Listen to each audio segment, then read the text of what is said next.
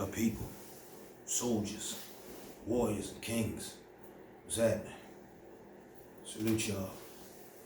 We're gonna jump right into it today. Today's order of business, we're gonna speak on sacrifice.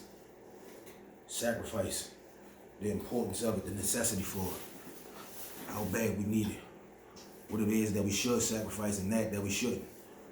Things that we absolutely should not sacrifice, that we shouldn't put up. Without further ado, we're gonna jump right into it. I'm gonna jump with the definition. And bear with me as you see me constantly looking down, because I'm going over my notes, things that I wanna, refer back to in order to make sure, topics that I wanna make sure that I speak on with regard to sacrifice. Sacrifice, the act of giving up something valued for the purpose of attaining something more important. That's the very definition of sacrifice, at least in reference to, what we're talking about. And of course, you got your biblical sacrifice and things of that nature. That's not what we're talking about. We can go a little bit deeper into that and the meaning and or interpretation, because ultimately, that's also you giving up something of value. Even the biblical, meaning of sacrifice is giving up something of value in order for you to attain something greater, something else that'll truly benefit you. But we ain't talking biblical. I ain't really that over religious type. I believe in a higher power, things of that nature. But we ain't chopping it up about that. So sacrifice. When I think of sacrificing those things that I must sacrifice, it's not always easy to give up habits that we may have. It's not always easy to give up things that has become our norm. Things and people or situations that has become our norm. Things that we've become comfortable with and accustomed to. It's not always easy to give those things up. Those habits that we have, that we've created, that we've generated over years and years, they die hard. They die hard. But we oftentimes talk about dreams and ambitions and things of that nature that we have, that we want to go. We often talk about places that we want to go, things that we want to do, people that we want to meet. Areas in our life that we need to change. But too often people constantly preach the need for change and reformation, but then do very little to change or reform themselves. And the reason for it is because a lack of, one, determination, two, discipline, and ultimately, the will to truly sacrifice. See, we're afraid of losing, especially something that we value, something that we hold in high regard. We're afraid of losing that, not knowing that the very purpose of sometimes giving up those things in order is for us to reach higher heights, or for us to reach new levels. We get comfortable on those levels. We get comfortable on those levels. You buy houses. You might buy a starter house. You say it's your starter house. You plan on only being in there for 5 years or 6 years. Then you plan on getting a larger house, and your family start to grow, so you become a necessity for you to get a larger house, but then you procrastinate because you become comfortable within that house. And then you find reasons. You find reasons to stay in that house. But the market isn't quite right. Things have gotten better. It's a little easier. My job is cracking down on like my hours, whatever the case may be. And that's not to say some of those reasons aren't necessarily valid. They could be. They could also be crutches. They could also be crutches. Things that you place in position to constantly fall back on, or hold you up. And the thing with crutches is, you only need them when you can truly not apply pressure to one foot or the other, one ankle or the other, one leg or the other. But crutches aren't meant to truly be forever, unless whatever damage is done is forever lasting. And then if that's the case, then crutches is probably not what you need. Crutches is temporary. Stop constantly putting these crutches in your life. Sacrifice those crutches. Feel that pain for a little bit. See how much that leg or that ankle can actually take. And then gradually put more and more on it so it can get back to its normal. So it can start to build the muscle and the callus that it needs in order to be back to 100%, if not better. But that's the sacrifice. You have to sacrifice that today's pain for tomorrow's gain. You understand what I'm saying? Have to sacrifice. Like, if we don't strive to be something greater than who we are, then we're going to constantly keep doing and keep being who we are. And every year people make New Year's Eve resolutions and things of that nature. And the reason for it is because people want to be better. People genuinely want to be better. They want to be different, but do they truly? Do you truly want to be different? Or do you just realize and recognize the fact that you need to be, but might not really want to be as much as you claim you do? Might not want to be as much as you claim to do, you know. Because if you truly wanted to be as much as you claim you do, then I believe you'll do it. I believe you'll do it. This is the biggest muscle that we have. This is the most powerful thing that we have going for us.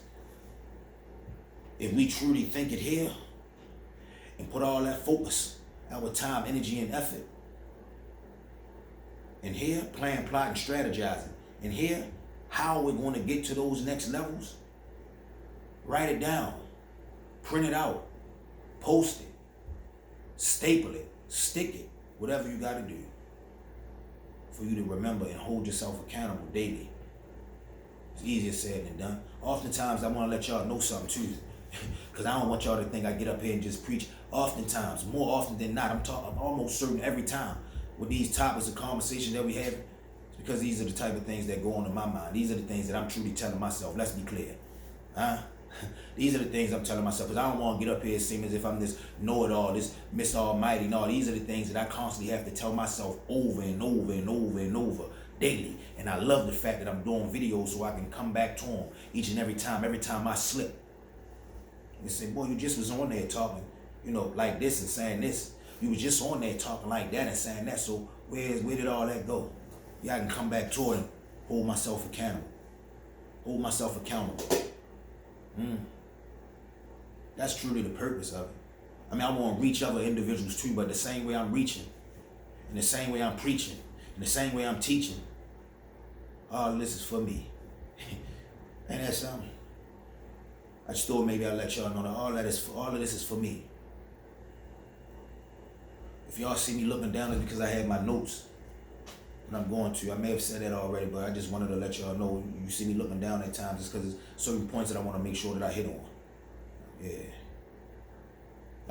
But we always want to be better. 48 laws of power tell us to constantly recreate yourself. Constantly recreate yourself. You don't have to wait for the following year, the new year, to recreate yourself. What's a new year anyway? It's just something that we agreed upon. We don't truly know time. Time as we know it is something that we just all collectively agreed on. This is what we're going to say the time is. We don't know what time we're in right now. That ain't here nor there. I just brought that up to make the point of why wait till the new year to recreate a new you. Why wait till the new year to put yourself in a different form, to reform yourself? Why wait till the new year for reformation? The answer is this: we shouldn't. We start today. As I often say, live immediately. Why not start today? Just do some of those things that you don't do on a regular basis today. Before you start putting all this energy into the world and expecting so many different things from so many different other people. Why don't you clean your bed? Clean your room. Clean your own room first. Start with your room. When you wake up in the morning, I know you got to be to work early and you got to hop up and take care of the kids or get the kids together, get the kids to school, or clean up after the dog, take the dog, whatever you got to do. Whatever you got to do. I know it's a task. I know it's a task. Might have got in late from work, putting in some hours. I know it's a task.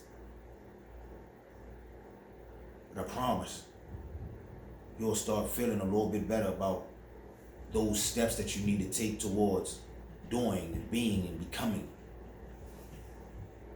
something different, something more, by taking on those small tasks like doing your bed every morning. Then as you do your bed and you make your bed up, you felt so good about making your bed up that you decide to straighten up the entire room, because the bed can't just look good and the rest of the room isn't. And then that carries over. That carries over from the room to the household, to the hallway. It starts from your room to the hallway. And you know you still got to get to work, so you start writing out to-do lists. For either yourself, if you live alone, your family members that live with you, to-do lists. Can you get this bathroom? Can you the steps? And then when you come home, you continue it. So much so you do that it spills over from your home, being clean, neat, and in order. But you start to get your front together. And not only do you get your front together, that start to inspire more in the individuals around you. You see, when you have neighbors and they see you constantly going out picking up the small pieces of trash and things of that nature, or shoveling the snow, or cleaning the sidewalks, or cleaning the leaves, or whatever the case may be, it inspires your neighbors to want to do the same thing, so your community, your neighborhood becomes cleaner. And then it spreads from your neighborhood to your communities. It becomes neater. It's a domino effect. I promise you that's how it goes. If you ever grew up in a neighborhood, you notice how if Miss Ada, she went and got her fence painted, next thing you know, Miss Melva got her fence painted. If Miss Ada got her deck done, next thing you know, Miss Trisha got her deck done. If the neighbors over here got their roof done, and 2 or 3 different neighbors got their roof done, windows, so forth and so on. That's how it generally go. That's how it generally go. Because everybody want to keep up. Nobody want to fall behind oftentimes. We don't want to fall behind, and then outside of that, we bounce off one another's energy, and we utilize one another's resources. But it starts with just you making a decision, a conscious decision to make yourself better. You'd be surprised how many individuals you impact that you challenge to make themselves better. Constantly recreate yourself. Constantly recreate yourself. You never know what you could be. You never know what you could be. One of the notes that I have is, who knows what you could be if you were everything that you should be? Who knows what you could be if you were everything that you should be? What I mean by that is, if you were truly everything that you said that you want to do, if every time you had a New Year's resolution, every year you stuck toward from beginning to the end, and you press forward non-stop regardless, and you've done that year after year after year after year without fail. Now you start orientating your life in a certain manner and ordering your steps in a certain manner that you become more and more greater. You become more and more powerful within your own right. And the more and more greater and the more and more powerful you become, you start feeling like it ain't nothing to this. It ain't nothing to this. That becomes your norm. That becomes the normal thing for you to do. You can't see it any other way. You wouldn't have it any other way. You wouldn't have it any other way. This is, you start seeing yourself as, or seeing things as, this is what I have to do in order for me to be greater. In order for me to be greater. And then it don't start off with greater. It don't start off with better. It start off with just being good. It start off with just being good. The more you do something, you become good at it. And you know when you become good at it. You walk with that aggression. You walk with that swagger. You know when you become good at it. You feel good about it. You feel good about it. You know when you get good at it. But then, as you start to get so good at it, it start to get a little boring, so you need a little more challenging. So that thing that you became good at, somehow you became even better. You've done it so repetitively, so often, that you became better. You became better. You first became good at it because you just gained the knowledge of it, of that thing. You've gained knowledge of it. You became better once you've gained an understanding of that thing. True understanding, and move and maneuver within that understanding. That's when you became better. But then you got so good, and then your good became better, that now you became the best. You became the best at what you do. You truly become the best at what you do. Who knows what you could be if you truly were what you should be. You became the best. And that's when you reach wisdom within that. I'm telling you that it goes with everything. Knowledge, understanding, and wisdom. Knowledge, understanding, and wisdom. When you were good, that was just you gaining that knowledge. When you were better, you became understanding of that knowledge in which you've acquired. That's what made you better. When you became your best was when you were wise within that knowledge and understanding. When you were wise within your understanding. With that understanding, you became wise. You learned how to manipulate your things in order for you to be better. For you to be the best.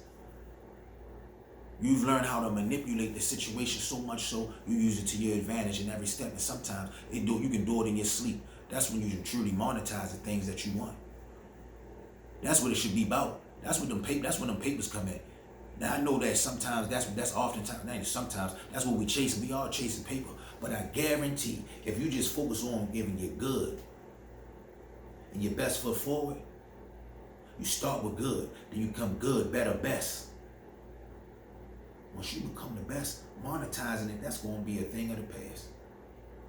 You start to make money in your sleep because you are the best at what you do. All right? And then you move on. You take on another challenge. See, that's what we do. We're travelers. We were meant to travel. We were meant to explore.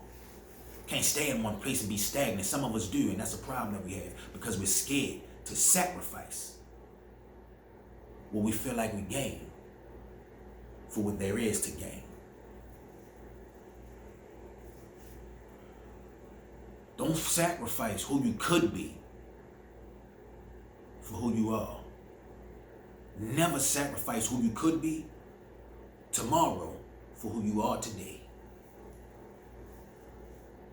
Never sacrifice who you could be. Who you could be for who you are. That's not to say that who you are a piece of shit. Sometimes who you are may be that very piece of shit. We just gonna keep it real. Sometimes who you are may be, down and out, the unlucky, the weary, the tired, the sleepy, the unfocused, the undedicated, the undetermined, the uninterested. That may be who you are. So don't sacrifice who you could be for who you are. You may be damn good. You may be damn good at what you do, and you don't want to sacrifice that because you're damn good at what you do and who you are. Pretty good at it. So you don't want to sacrifice that. But why wouldn't you sacrifice that to be better? Why settle for just damn good when you can be the best? When you can be the best. Never sacrifice who you could be for who you are. All too often you hear people say things like, that's just me. That's just how I'm hardwired. That's how I'm built. Now there are certain things that comes along with you. Yeah, I get it. Culture is a great influence on who you are, part of who you are, culture, how you were brought up. See, I heard something from, I think it was Carl Jung, a saying from, I think that's his name. I don't know enough. I'm not a philosopher or philanthropist or this huge scholar or none of that. So I don't know, but I think it was from Jung, who said something along the lines of, people don't make ideas, ideas make people.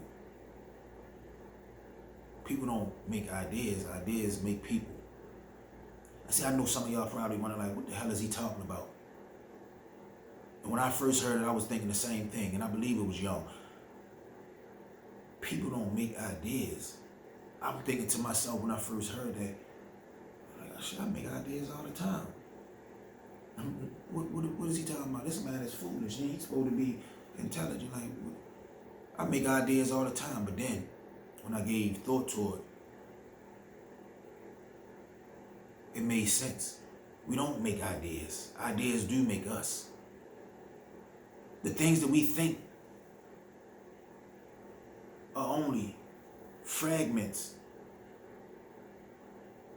of different things that we've come across, of different ideas or ideologies that we've come across based on culture, places that we've been, things that we've seen, people that we've been around, certain things that we were introduced to.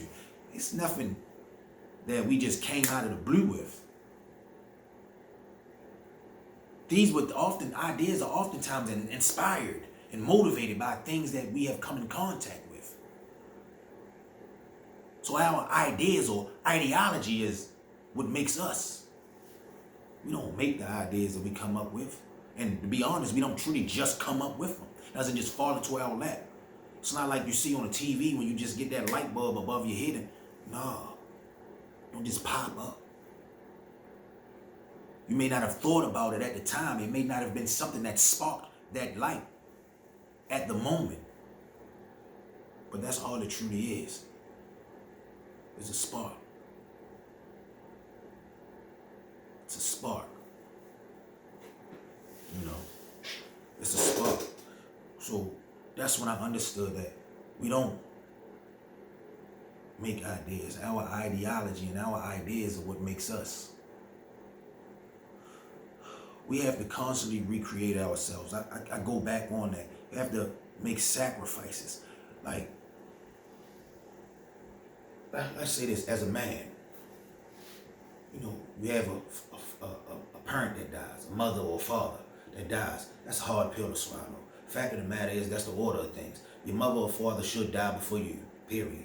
It's a hard pill to swallow, and I ain't saying it like it's easy, just deal with it. That's not what I'm saying by any stretch of the imagination. Please believe me when I say that. That's not what it is. I know it's a hard thing to deal with. The loss of family, loved ones is something hard to deal with. It's spiritual as black people are. You know, we always say that they're in a better place and they know more pain and all of that. We always say that, but it hurt us. It hurt us. And truly, deep down inside, we truly question them. We know we do. You know we do. I know y'all say don't question God and it's in God's hands and all that good saying, but you know when it really burned deep, and you know that fire burned deep, you know you question it. You know you are. But the thing is, we have a family member, mother, father that dies. You and your siblings are grieving. Your brother and sisters falling apart. You have to sacrifice that falling apart, that woe is me, the depths of despair. You have to sacrifice that, those tears, that heartache. You have to sacrifice that. And that's not to say that there isn't a time for that. It's not to say that you put it to the side and don't deal with it at all. Please don't take it as that's what I'm saying. I'm saying you have to man up. This is a time to man up. Your family should be able, you should sacrifice your initial emotions and feelings and things of that nature for the greater good, for the benefit of your family. Because if everybody is falling apart, then who's going to be there to pick up the pieces? We need individuals to start making the funeral arrangements. We need individuals to start picking out the casket, the flower, the floral arrangements. The church.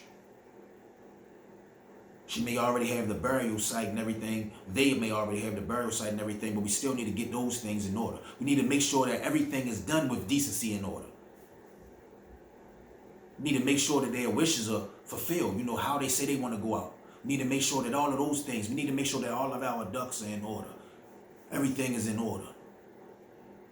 When we're there, we need to sacrifice our emotions to hold ourselves together. When we're in the funeral and everybody is falling out, we need to make sure that we're those men, those strong men, to sit there and catch them women or men or little kids or other family members that are falling out because it's too much for them to deal with. We need to sacrifice those emotions that we have, even if it's just wiping that tear and holding it and doing your damnedest to hold it in.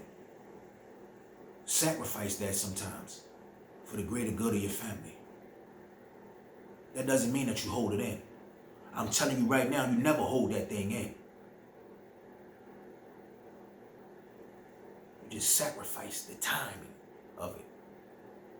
It don't mean when you go home that you don't have your time to break down. And even with that, you still orientate yourself order your own steps. You put people, strong people around you that you know when it is time for you to take that knee, when it is time for you to lower your head, when it is time to shed them tears, that you have family members, group of individuals, strong and powerful individuals that can come back and rub your back because you done spent hours, days, nights, even weeks holding them up and rubbing their backs and wiping their tears. Now it's time for you to grieve, and you need people that's going to be able to set up and do that. But you ought to do it first. You ought to do it first.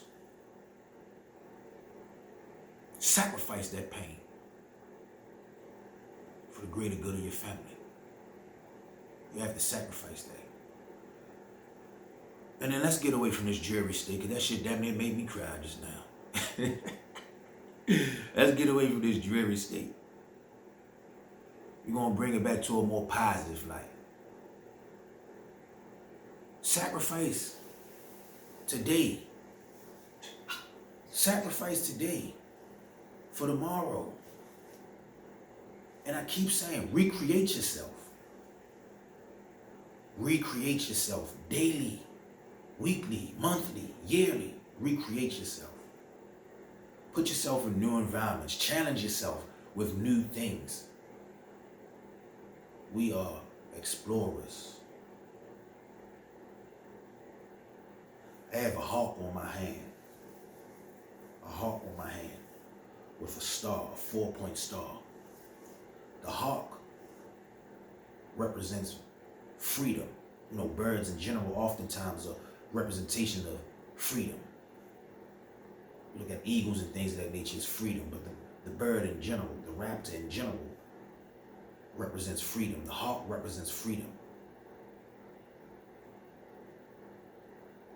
But more importantly, the greater representation of the hawk, and what it's more known for, is vision. The hawk is known for its vision. Free to have vision, free thinker. Be a visionary.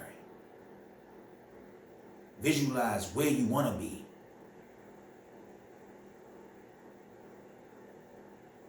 Visualize where you want to be. Plan, and strategize how to get there. And then, right with that hawk, I have the 4-point stars. You know, most of the great travelers always travel by the stars. They use the stars for navigation. They use the stars for navigation to order their steps, to tell them which direction they were headed, which way to go. So much so the 4-point star in general is also symbolism of what? The compass, north, south, east, west. 4-point star is also symbolism of the compass, which is also navigation. So you visualize where you want to be. You plan, strategize how to get there. And then you take that journey. You start to navigate your way through whichever terrain to get to your final destination. When I say final destination, I mean the greatest place that you could possibly be in your life. And it's going to take more and more places. You're going to go from place to place in order for you to reach your final destination. When I say final destination, I ain't talking death. I ain't talking death. I'm talking life. Meaning the greatest place that you can be. Some of us may never see it because we died too early. And we believe that that's our final destination.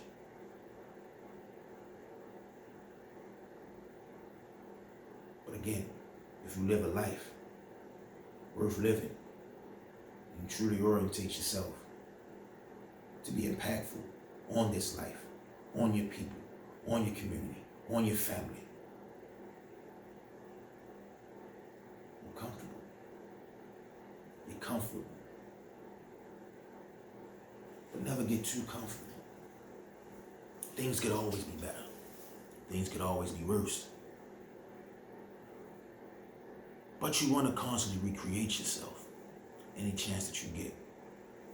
One of the things that I wrote down is when you work out, you break down. Your muscles break down.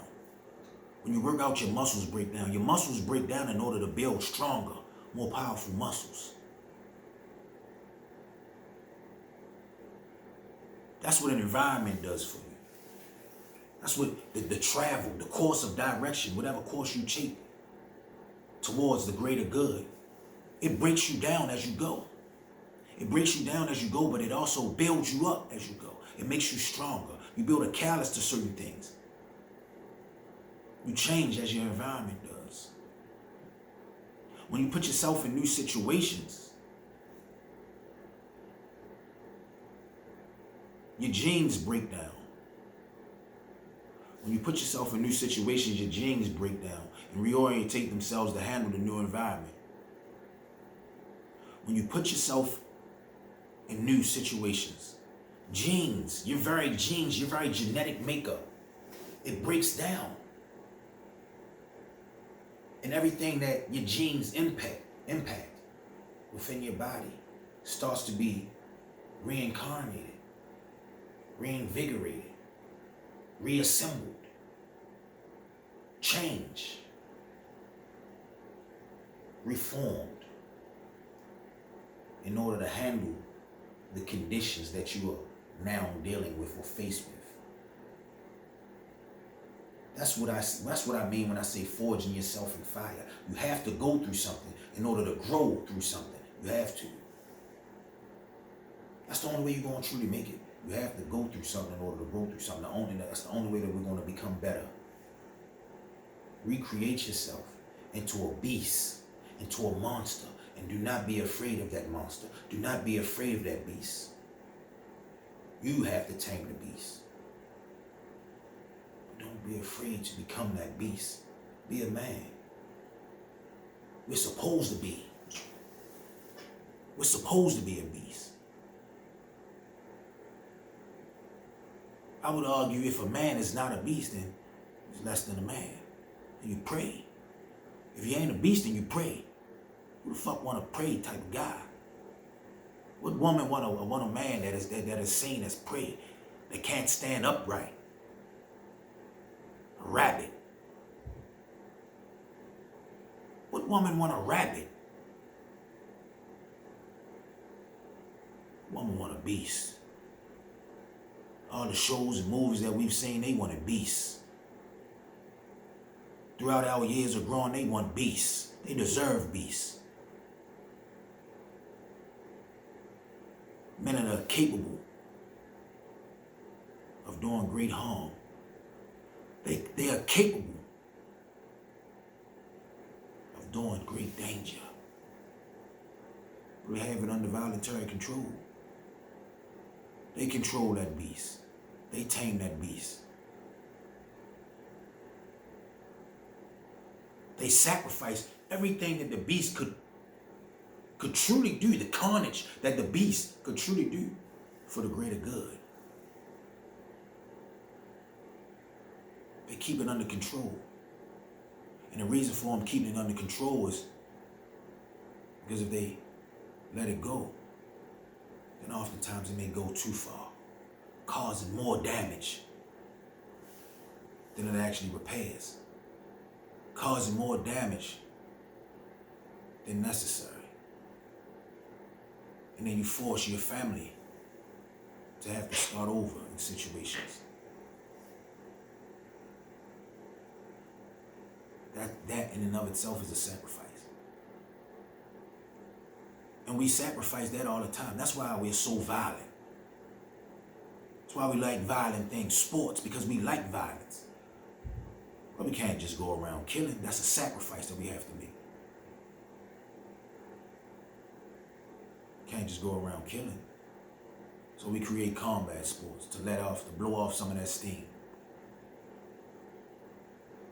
We create high contact sports to blow off some of that steam, to let out some of that beast that we have inside of us. That in and of itself is a sacrifice. Some people may see golf as peaceful. Some people may not even see it as a sport. But you are literally taking that club and smacking the shit out of a ball as fast and far as you could. You got a little beast in you. I don't know how much, but you have a violent streak in you. That is sacrifice.